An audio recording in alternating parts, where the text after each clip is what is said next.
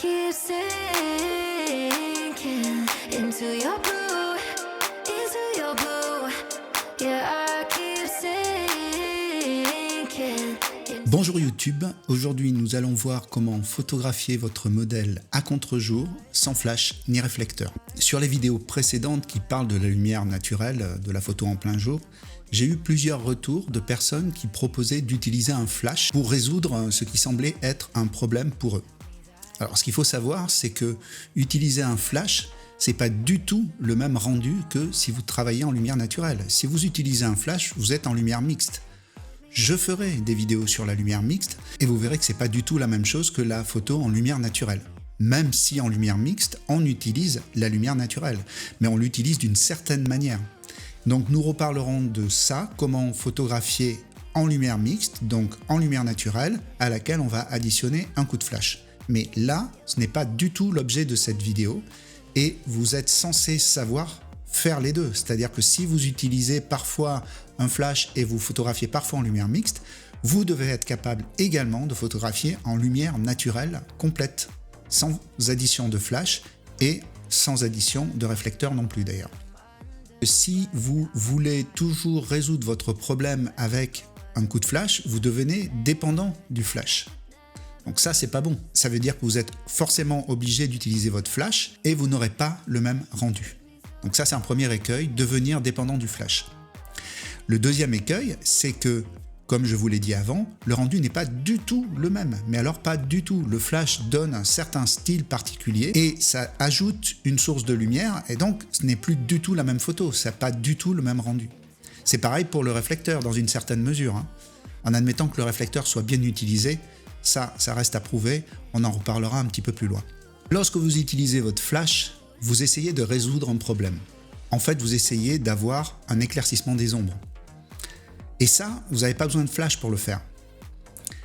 Mais pour en avoir conscience, qu'on n'a pas besoin de flash pour le faire, encore faut-il essayer de le faire sans flash. Et si vous ne travaillez jamais sans flash, d'une part, vous n'apprendrez jamais à photographier en lumière naturelle à contre-jour. Donc ça, c'est une grave lacune, vous ne pouvez pas vous permettre ça. Et ensuite, étant donné que les ressources se trouvent dans le fichier RAW lui-même, vous n'aurez jamais conscience de à quel point un fichier RAW est souple et puissant pour permettre un travail à contre-jour avec une pure utilisation du fichier RAW et rien d'autre. Également, lorsque vous utilisez votre flash pour résoudre ce soi-disant problème d'ombre qui n'en est pas un, vous ne prenez pas conscience qu'il y a une énorme différence entre les deux rendus.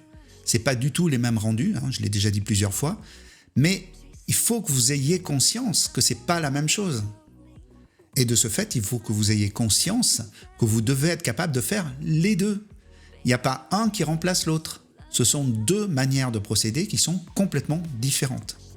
D'un point de vue plus pragmatique et pratique, si vous ne savez pas photographier en lumière naturelle pure et en contre-jour, vous pourrez être bloqué par rapport à des clients qui vous demandent ce type de rendu, qui ne veulent pas de coup de flash. Comment vous allez faire dans ce cas-là ? Vous êtes bien obligé d'apprendre à vous servir de votre appareil photo, de votre posemètre et de votre fichier RAW pour produire des images en contre-jour et vous verrez des exemples dans cette vidéo. Et pour terminer, si vous avez cette lacune de ne pas savoir utiliser votre appareil photo en lumière naturelle et à contre-jour sans ajout de flash ou de réflecteur ou d'un autre procédé, vous aurez une lacune dans votre formation. Vous serez un photographe incomplet. Donc, apprenez à le faire et vous aurez une corde de plus à votre arc. Donc, comme je vous l'ai dit avant, on n'utilise pas le flash, mais également, on n'utilise pas le réflecteur. Alors, je sais que vous allez trouver des tonnes de vidéos qui vous expliquent comment utiliser un réflecteur, de manière plus ou moins douteuse d'ailleurs, mais ici, on photographie autrement et on photographie comme les grands maîtres de la photographie et les grands professionnels de la photographie et on n'utilise pas de réflecteur. Vous ne verrez pas de grands maîtres utiliser de réflecteur. Ça me fait rire rien que d'y penser. Alors, attention, je ne dis pas qu'on n'utilise jamais de surface réfléchissante, mais on n'utilise pas de réflecteur tel que vous le voyez dans des vidéos avec quelqu'un qui vous tient le réflecteur. En général, il le tient mal et il est mal positionné parce qu'il le positionne par en dessous. Vous avez donc une lumière qui vient de bas en haut, on appelle ça au nadir. Vous avez le zénith quand la lumière vient par en dessus et vous avez le nadir quand la lumière vient par en dessous en contre-plongée. Donc ça, c'est pas bon du tout. Parce que ça vous donne une deuxième source de lumière, même si c'est une source passive, c'est quand même une deuxième source de lumière qui vous fait rebondir la lumière par le bas, donc dans la mauvaise direction, ce qui va donner des ombres inversées sur le visage. C'est très désagréable et très moche. Donc ça peut se produire de manière naturelle, hein. Et même quand ça se produit de manière naturelle, il faut dans une certaine mesure essayer d'atténuer cet effet de réflexion provenant du sol et qui peut vous provoquer des ombres inversées. On verra ça plus loin, je vous montrerai une photo. De plus, les ombres rééclairées par un réflecteur deviennent abîmées et salies par le reflet du réflecteur. Si en plus ce réflecteur est doré, ça peut être encore pire parce que ça vous rajoute une couleur qui n'existe pas dans la photo en fait. C'est vous qui l'avez ajoutée. Et puis surtout, je le rappelle, ce n'est pas nécessaire. Si vous voulez récupérer un peu d'ombre, j'ai déjà expliqué la méthode dans les vidéos précédentes, il faut exposer correctement et il faut optimiser. À partir du moment où vous aurez un fichier correctement exposé et optimisé, vous pourrez faire ce que vous voulez au niveau des ombres et notamment les rattraper un tout petit peu si vous estimez que vous avez besoin de le faire pour avoir un rendu avec moins d'ombre, mais un rendu qui sera sans réflecteur. Et puis pour terminer, si vous voulez utiliser un réflecteur, vous avez besoin d'avoir une personne qui va vous le tenir. Donc ça vous rajoute du personnel et vous ne pouvez pas travailler tout seul. Pour le réflecteur, on est bien d'accord, je parle de la photographie. Vous n'en avez pas besoin en photographie. Après, pour la vidéo, c'est un autre problème. Je ne parle pas de vidéo ici, je parle de photos. Également, dans toutes les photos que je vous montre, le développement est un développement global. Je n'utilise pas de masque, je n'utilise pas de développement localisé. Donc en fait, le fait d'exposer correctement et d'optimiser votre fichier vous évite d'avoir à faire des développements localisés. Vous n'en avez pas besoin. Simplement en utilisant les curseurs du module de base de Lightroom, vous devez être capable de faire votre développement de A à Z et y compris sur une photo à contre-jour. Attention, on parle bien de la mesure en lumière incidente au posemètre. Pour pouvoir faire ces photos en contre-jour, celles que je vais vous montrer, la mesure a été faite au posemètre, donc en lumière incidente. Également, vous devez optimiser votre mesure. Je l'ai déjà dit avant, mais c'est tellement important et fondamental que je me permets de vous le redire plusieurs fois. Il y a un stage dans lequel je délivre toutes ces techniques, je vais vous apprendre toutes ces techniques en lumière naturelle, et notamment la mesure en fonction de la situation, ce qui inclut évidemment le contre-jour. Donc je vous mets le lien vers le stage Fashion in Saint-Tropez qui, comme son nom l'indique, se passe à Saint-Tropez et vous apprend à utiliser toutes les situations de lumière naturelle et notamment dans des conditions difficiles qui ne sont pas si difficiles que ça si on sait comment faire. Vous savez que vous pouvez accéder à une vidéo gratuite qui vous donne des informations très importantes concernant la direction du modèle. Il vous suffit de cliquer sur le lien ci-dessous pour y accéder. S'il y a des choses que vous n'arrivez pas à résoudre concernant la photo à contre-jour en lumière naturelle sans utiliser de flash ni de réflecteur, posez-moi vos questions sous la vidéo et j'y répondrai. Voici une photo de Peter Lindbergh qui a été réalisée en contre-jour.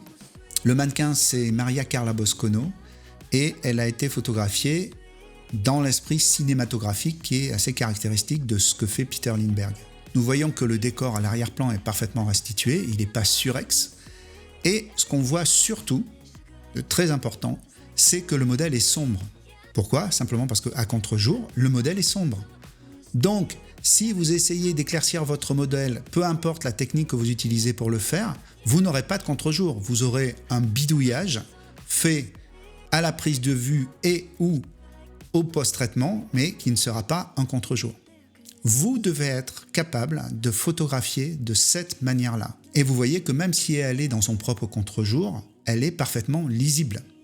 C'est pas parce qu'il y a de l'ombre que ce n'est pas lisible. Donc voilà, les deux premières règles du contre-jour, c'est que l'arrière-plan doit être parfaitement exposé et lisible, et le modèle doit être à l'ombre, plus ou moins à l'ombre, selon la situation dans laquelle vous êtes, mais le modèle doit être forcément plus sombre que la lumière ambiante. C'est ça qui caractérise un contre-jour. Si on n'a pas ça, ce n'est pas un contre-jour.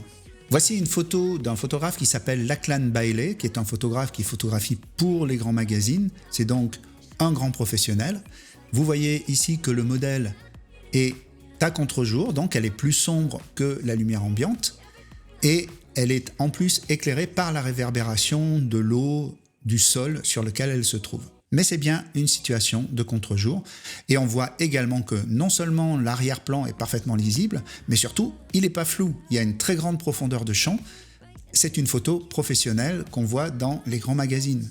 Ce n'est pas une photo amateur faite à pleine ouverture comme on la voit sur internet. Nous avons ici une autre photo de Lachlan Bailey. C'est une photo qui a été faite pour Vogue UK, Angleterre, et c'est Kaya Gerber qui est la fille de Cindy Crawford. Donc on voit qu'il y a la même recette, l'arrière-plan est lisible, l'avant-plan est sombre, et comme on se trouve à l'intérieur d'une maison, effectivement c'est assez sombre.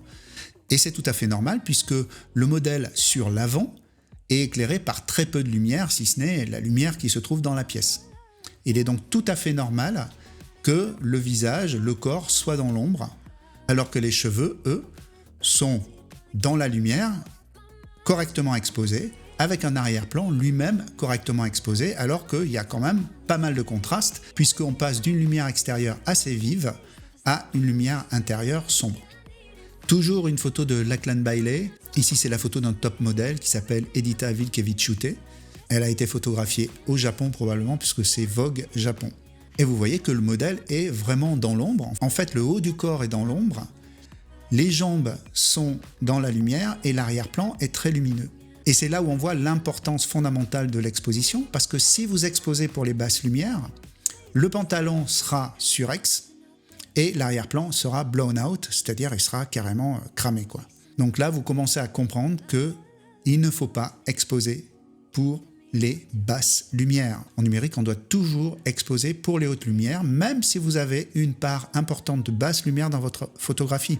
Parce que vos basses lumières, vous pourrez toujours les récupérer grâce à la souplesse du fichier RAW, souplesse que vous obtiendrez si vous exposez correctement en mesure incidente et en optimisant le fichier.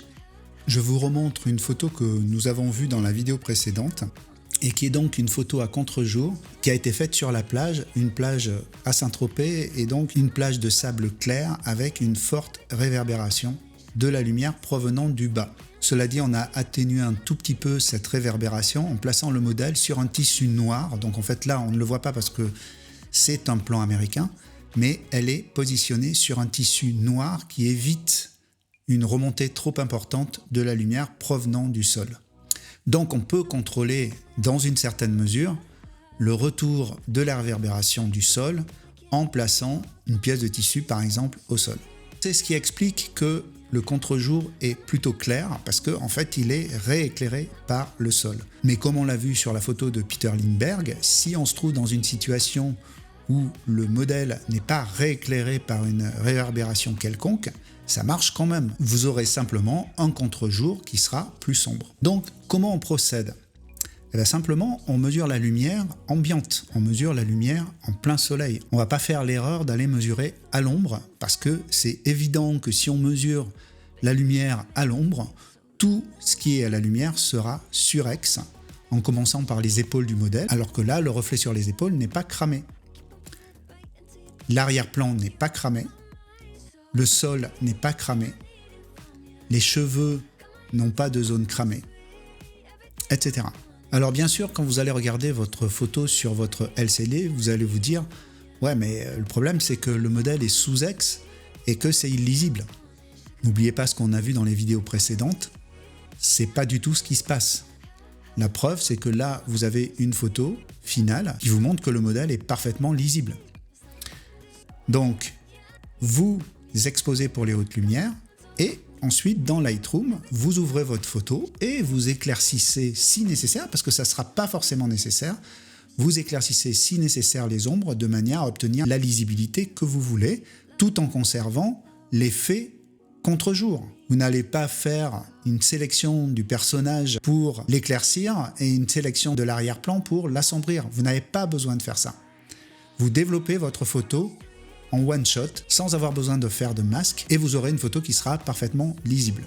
Et pour rappel, je vous montre à nouveau la photo faite au même endroit, au même moment, mais avec le soleil face. Donc on voit bien la différence entre un contre-jour et un soleil face.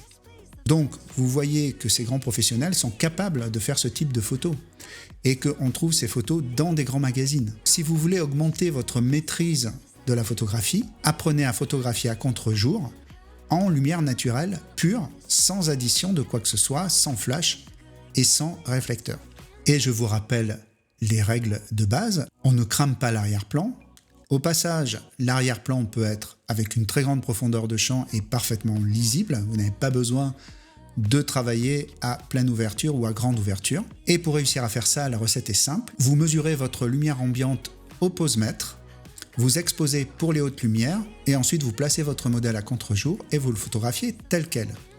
Vous aurez ainsi toutes les zones claires de l'image qui seront parfaitement exposées. Et vous aurez également votre modèle qui sera parfaitement exposé, même dans la zone d'ombre. Si vous avez mesuré et optimisé, vous aurez suffisamment d'informations dans les ombres et donc une parfaite lisibilité des ombres. Et par conséquent, de votre modèle. Voilà, cette vidéo est maintenant terminée. Je vous rappelle que vous pouvez accéder à une vidéo gratuite qui vous donne des informations sur la direction du modèle en cliquant sur le lien que vous trouverez sous la vidéo.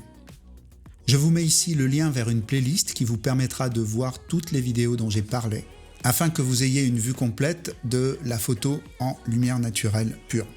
Également, vous trouverez sous la vidéo le lien vers un tutoriel dont je vous ai déjà parlé et qui parle notamment de toutes ces situations. Voilà, c'est terminé. Profitez bien de ce que vous avez appris. N'hésitez pas à me faire part de vos impressions dans les commentaires et j'y répondrai. Et puis surtout, n'oubliez pas, restez frais.